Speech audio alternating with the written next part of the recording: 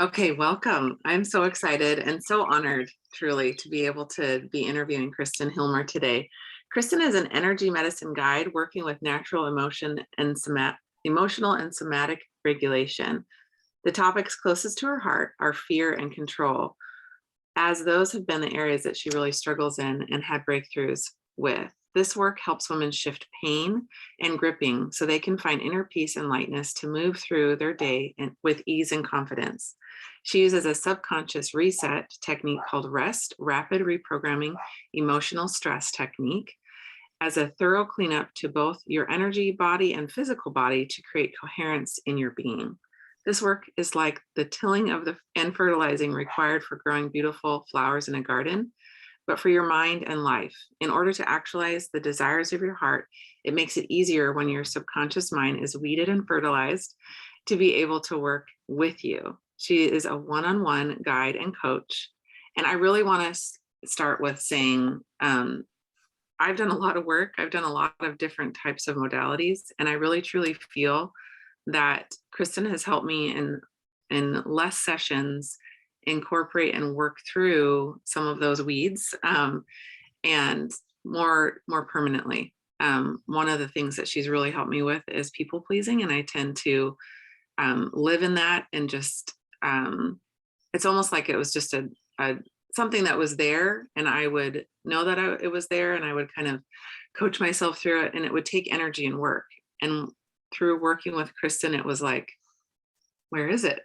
Like I could just, it wasn't there at all. It was no longer a consideration. And I think the only adjustment really is finding that, kind of a new way of being. Because when you have such a knee-jerk reaction, it's part of who you are, and it's so ingrained.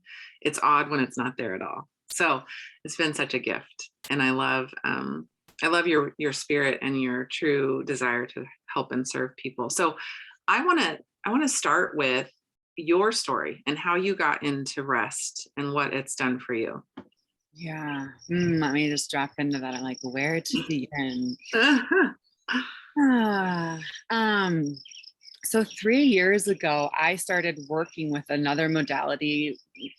April and I met in the world of work, becoming aware of our subconscious mind. And just to shed a little more light and illuminate on that, I just find it fascinating that we've got our conscious mind and our subconscious mind. And our subconscious mind, the thing that we cannot feel, that we are not aware about, it is not tangible, is a thing that is operating and controlling 90% of our function. The way we react, whether it's the heartbeat, the stomach, our stomach digesting, our changing pH in our stomach acid, these things we can't feel. Our breath, like when was the last time you consciously thought about breathing? And this, like, we have 50,000 thoughts a day going through our mind that we aren't consciously thinking of. It's just this pattern, it's this program running. And most of those thoughts are repeat. And unfortunately, most of that is the beating ourselves up, our questioning ourselves, not the people pleasing that April alluded to. For me, so much of it was a pattern of feeling guilt or shame. And so that started back with April, like 7 years ago. And then I just been refining it. So 3 years ago, I started working with someone one-on-one that really started illuminating how to create a quicker response with our subconscious mind. And then shortly after that, someone reached out to me and talked about a program that was starting to be working with, oh my goodness, I'm not a neurologist. She's a PhD studying the brain. Why am I blanking on this word? Dr. Cynthia Scholes. I'm feeling embarrassed that I can't think of the word. But anyways, for like Neuroscience. Is she a neuroscience? Yes. Yeah. Okay. Yes. Thank you. You're good. So she's worked with so many different modalities, and I could list them off with hypnotherapy and EMDR and NET, so a lot of things that we've heard about, and she pulled together her findings through research and seeing that there's actually a way to rewire the neural pathways in our brain. I just find that fascinating. Like, part of me is like, I can just have faith and believe in energetics. And another piece of me is like, I really like the science showing that there's actually like a shift happening in our mind. Like, that is fascinating. So with that being said, I guess it was a little over 2.5 years ago, I finished my training inside of this work, rREST, rapid reprogramming emotional stress technique, because I was struggling. I was really, I thought I was doing all the things. I was reading my affirmations. I was slowing down. I was sleeping enough. I was surrounding myself with wonderful people, and I just felt off, and I could not figure out like what's wrong with me. Like, it just felt like I was restless with this. Like, I was feeling like my confidence really frazzled. I was feeling this, like, I didn't think that I was like someone who like demanded control. And I now see like it was part of my programming that when things weren't working, it was also this like control thing that I had going on. And this work has really helped me like learn to like release that and reset my nervous system. I love when you say that, because I want to, something that totally just occurred to me, right? In the training that we met at, it was disrupt all of your hardwired reactions to a certain extent, and in a really unique way. And it almost like, it was great because it kind of reset some of those knee-jerk things, those things that we go into fight or flight about.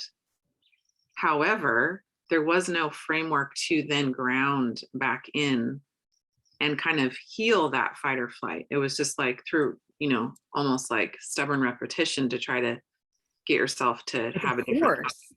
Like, we're gonna like effort our way to like make this happen. And it worked for April and I, and over the course of those 4 years, I totally fried my nervous system. Yeah, right. Me too. Could rewire. I'm like going back there and I can't even articulate, right? You could just yank out the circuit breakers and the controls, right? And go, okay, and then I know like by repetition, I need to do this, but it was not healing the nervous system or getting you into this space of calm. Yeah.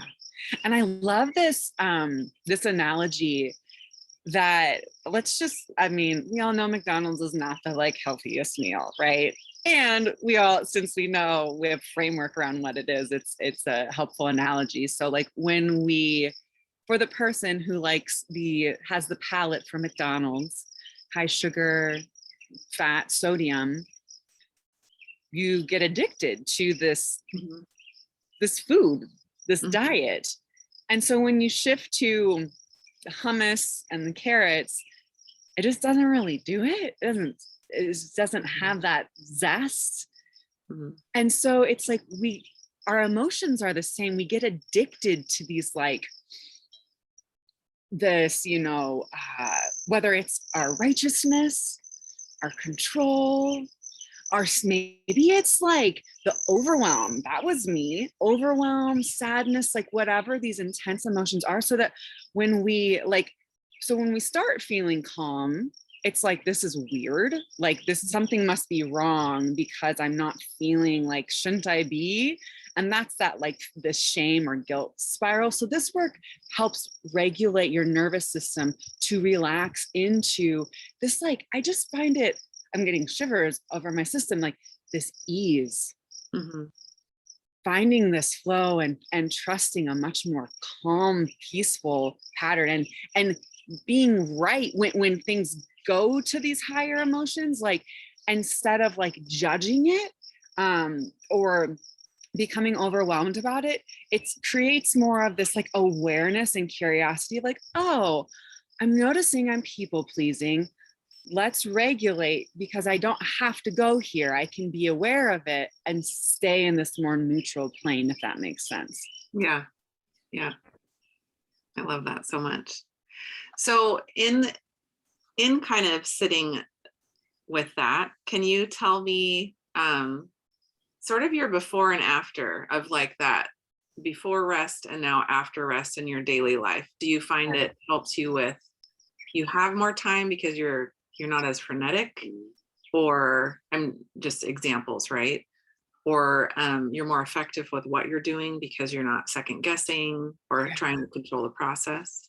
Yeah, all of it. And so before, I was I hesitate using the words like masculine and feminine energy because we associate like a gender with each of them. Mhm. However, like the masculine energy, not love men truly, but that like athlete mentality, like get it done, like I'm locked in and I'm loyal till the end, till I arrive. That was me. Mhm. I was like, I said I'm going to do something, I'm going to get it done. And so that's the place I was in when I started this. I was very clear on my vision, and I thought that it had served me really well. I had had a lot of success inside of my business, and financially, and people would look at my life and think Kristen's doing really great. And I was, and I thought I was, until I wasn't, Mhm. because of this. Like, I didn't even realize that was control. I thought that was like, oh, I'm just working with the power of law of attraction and manifestation, which I was. And it was this like force that I talked about. And so afterwards, which I've already alluded to, like my space now, and I'm still a human. I still have my moments. Don't get me wrong. Yeah, we all do. Yeah, right. I catch myself so much quicker. And so things like, I'm just a much more calm person,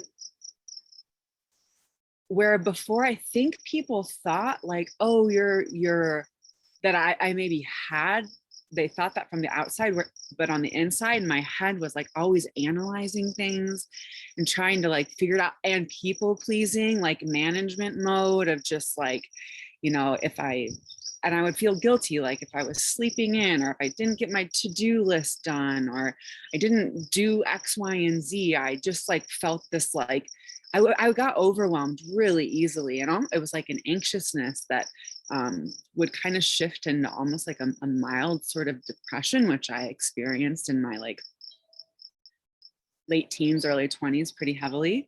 Mhm. So to be specific though, because I think that's helpful for me personally, it has made such a difference in my marriage. I have found so much more permission to speak honestly and openly with my husband. And where before, like in conversation, when we'd have like a disagreement or that tension, I tend to either get defensive and like react, or I like go into like a complacent child. Like I'm like, I did something wrong. Like, I don't know how to answer you. Like, I just kind of like shrink. Where it's like, whether it's with my husband or whether it's with someone that I'm working with, I don't find myself like in this like, like reactive or like, affected way, where I can just like keep much more level-headed to have a conversation. And I've really been working with my voice, like being right with speaking my truth, being right with like, if people think I'm wrong, when I feel judgment from other people, how to not let that impact me. And that has been huge, because inside of my work, I had a team of just shy of 200 people, and things started to dissolve. And it was really freaking hard to see people changing directions and walking away, like heartbreaking, really, really hard on my heart, on my ego, all of it. And to step into this place of like, I don't want to try to like control this thing anymore. Like, I don't want to try to convince people of what they should be doing or shouldn't be doing. How can I be right in my body and with my offerings, whether it's with the nutrition that April and I work with together, or whether it's around this neuro emotional work, and know that it's like, what do I want to say? To stop trying to control and convince, and to just stand in that rightness with that balanced nervous Oh, system. I No, got yes, a full body goosebumps because I was thinking just feeling it's right. And you said rightness. And I have to yes, say that, you and I have known each other for a long time now, which feels like yesterday in some ways, but that I got to watch the progression of you feeling, and, we're having an open, honest conversation yeah, here, right? Feeling like you'd failed somehow, that people were walking away and you weren't a good enough leader. And that's, as a friend, heartbreaking to watch because, it's like, of course you are. But when you take it personally, what other people's decisions are, it's really hard to step out of that. And then to watch the progression to where you're like, if it's right, it's right. If not, oh well. And just being really comfortable with that, like, and knowing that's not about you. And it's easy on the outside to go, especially with what we do in business, like, it's up to them. It's not up to us. It's up to them to make those next steps or to move forward or what have you. right, But as leaders, as coaches, it's really hard at times to step back and go, that's their experience. And I did the best that I could. I led them to the tools. right. Ultimately, like, no one wants to, although like we want our clients to have like the most amazing Yeah. experiences and to have these breakthroughs, we do our best. And so much of it is on said client, like Mhm. to trust that I can't, you can't, none of us can control that. Yeah. Like, we have to trust. Well, and taking the steps. And that's where, always as coaches, we get more into like, okay, is the communication open? Are they clear? Is there confusion? Like, that's up to us. But if it's, they tried, they didn't like it, they're hightailing it back to their comfort zone, that's not about us, right? If the framework is there and the support is there, Yeah. then that's something that we have to let go, and it's not their time. I never like put it in the space of well, they're just running, or they're not going to be successful. It's just timing, it's not their time. Right. And in this same vein, like, I think I have a bug in my hand. Hey there. Um, family, that's been huge for me. Like Mhm, the same conversation, but like with my parents. Like mhm, the way that I would show up to like make my parents comfortable. Um, versus like being my honest self. Or for those of you who are parents, I am not yet, but getting closer to stepping into that role of like, what would life look like if you didn't have the reaction mhm. to your children or with your parents or your significant other? Like, it shows up in so many different ways, but family has been huge. That has been a huge trigger, and even like a mild trauma for me, just with the way I was brought up. And um, it just feels so nice to start actually being my full self in front of my parents versus like hiding to make them comfortable. Let's talk about that for a second, because I love that you bring that up. So mild trauma, right? It's all a continuum. I think people that had a fairly balanced upbringing can look at other friends or um, family members or whatever that had a traumatic upbringing. Like, it's always this comparison, right? Yeah. So I was like, well, my situation wasn't as bad. And I had that experience in my friends where they had these really traumatic households, and I didn't, but I had mild trauma that shaped that people pleasing 100%. My stepdad was very like, better to be, not seen and not heard. So my voice was not welcome. And so even though it wasn't greatly traumatic, it was still enough that brought those triggers. So I think that distinction of trauma, it can being able to identify that trauma is something that hits a trigger, and then we react out of our subconscious to that trigger. Yeah. And most what this work is, and not just rest. Again, remember, she's been studying neural pathways for close to 3 decades now. So it's inside subconscious work. What they're seeing is that a lot of times I hesitate to use the word trauma, kind of like what you're saying, April, because it can seem so huge.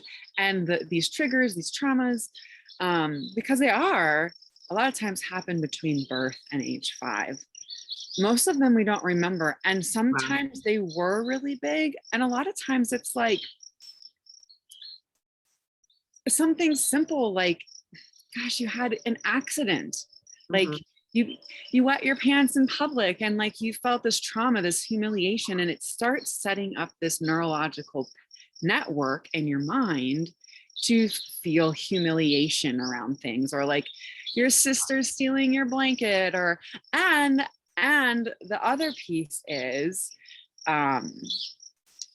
the epigenetics that they're seeing. So much of it is in our DNA it's this family trauma. And one of my things is money. It's been this reoccurring pattern of sabotage around finances, and seeing how far back that goes. So just knowing it's, sometimes it's like removing things that actually aren't yours. And a lot of times this work is integrating it to make it, to neutralize it, to take away the trigger. Like April was saying in my bio, like tilling and fertilizing a plot of soil, the composting, so that you can plant these desires of your heart and see them actualize. Because let's take the money thing, for example. Let's say you're wanting to create an additional $5,000 a month. Now, one of the things we use, I could get into a whole thing, but I want to keep it pretty simple. We're muscle testing what your subconscious believes, what's true, and what's a reaction, what it doesn't believe. And so if you're saying, I believe the affirmation, I make an extra $5,000 a month, and you're beating that in there, like, I've done that, and I can feel a shift a little bit, but it's like, that is serious effort and takes a really long time and a lot of commitment. Where with this work, it's like, does your subconscious test strong that it believes that you can make an extra $5,000 a month?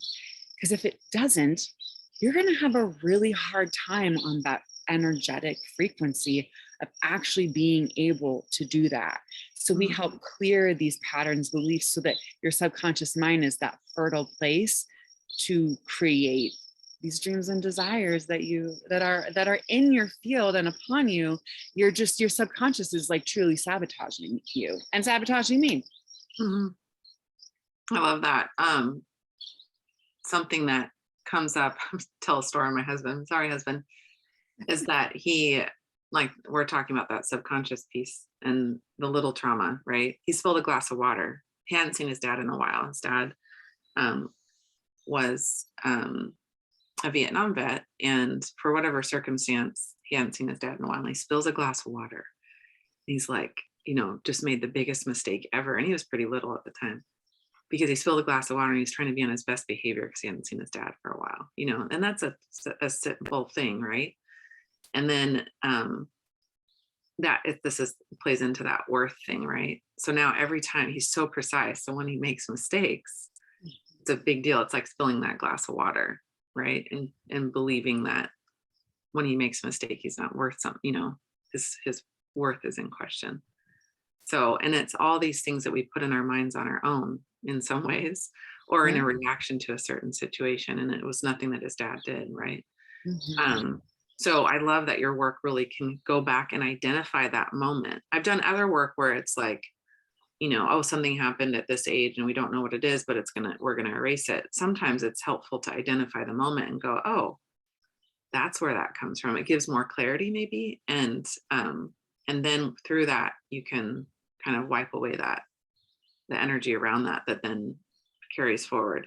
The other thing that they're finding, I love, there's a book called It Didn't Start With You, talking Mhm. about that generational trauma. If something big enough happens, then it shapes how you then carry forward different actions, and that it does truly, truly change your DNA, which is so wild to me. I know, right? And is there a component of rest that kind of talks about, being able to reset that and then change and not pass that down?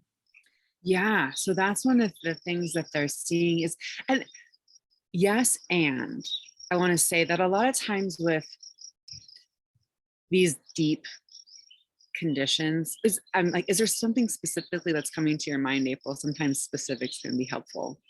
Generational stuff. Yeah.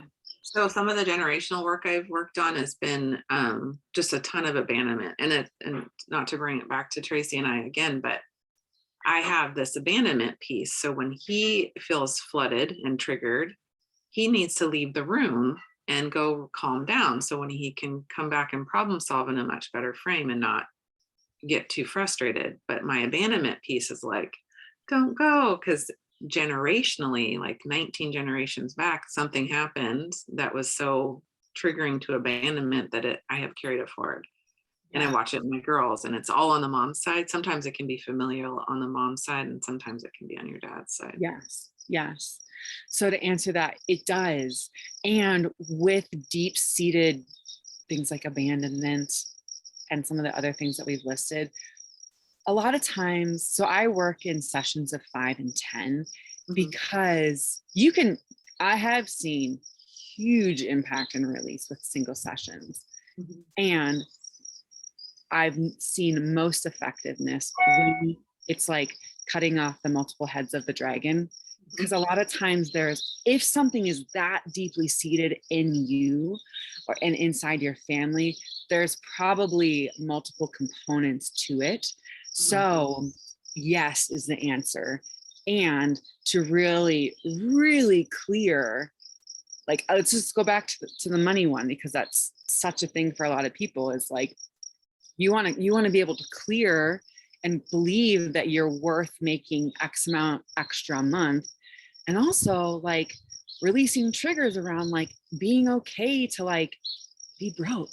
It doesn't mean you're going to be broke. It sounds freaking terrifying. But what I've realized, like for me, I came to this work because I was like, I just want to feel and I want to feel my empowerment back. I want to feel organized. And the woman I was working with, she's like, you actually need to be right with being disorganized, because that was the trigger. When I felt myself being disorganized, or when I felt myself feeling broke, that was the like, the contraction, where Mhm. when you release the like negative, if you will, you allow the flip side, the expansion to start happening. Does that make sense? It feels a little backwards, but there's No, just to it's kind of show totally, the yeah, contrast. yeah, that's totally amazing. And from that space, from being able to release that contraction, you're making, that makes total sense. I love the word contraction and expansion versus lack and abundance or whatever, because it kind of, you can feel it in your body of that difference, that shift. I And love that it. makes me think of another thing is I love how this work works, because so many times our body, I'm in a somatic course right now, and somatic just it's your body. Like, what are you feeling? Where is that tightness? Where is that pain? And Mhm. we can drop into that said pain, headaches, sinus. I've had someone clear like chronic sinus pain for decades, gone. That's I awesome. one of the women that I worked with, like her hives, when it's emotionally connected, Mhm. when said physical thing is connected emotionally, and that's when the muscle testing comes in and this work, the woman with hives, the hives have been gone since we worked together 2 years ago. So exciting. Yeah, So I love it's it. our bodies have so much to offer and tell us Yeah. versus like I'm Makes frustrated. I me just makes me keep think of another book, The Body Keeps the Score, I think it's called. Yes. We just tuck things. I talk often about the tucking of things in this shoulder right here, and that when that was gone, lately I've started tucking things there again. But maybe we're never like great at not doing, like 100% perfect about not doing that. I would say I'm like 90% better at not doing that. But it's just it's my little litmus test that I need to go do some work again. Tune Your up. body talking to you. Yeah. Yay. Well, I want to wrap it up. We're going to go into our Q&A, our live Q&A. But I want to say thank you so much. I love this open conversation, this vulnerable conversation, and just some ahas for myself just now, more about rest, even though I've experienced it and really benefited from it. It just excites me even more. So I appreciate you so much, dear. Thank you. I'm Yay. so honored to be in your life and be a part of this group and here to offer this. It is a really powerful tool. I've worked with, I seem to attract people who've done a lot of work, and I've had many people be like, that was fast. Yeah. Can't Yeah. believe I how love it. quickly I released. Right. And so it's an honor to be here, and thanks for bringing me on, April. My pleasure. Okay, shifting to the live Q&A. Yes.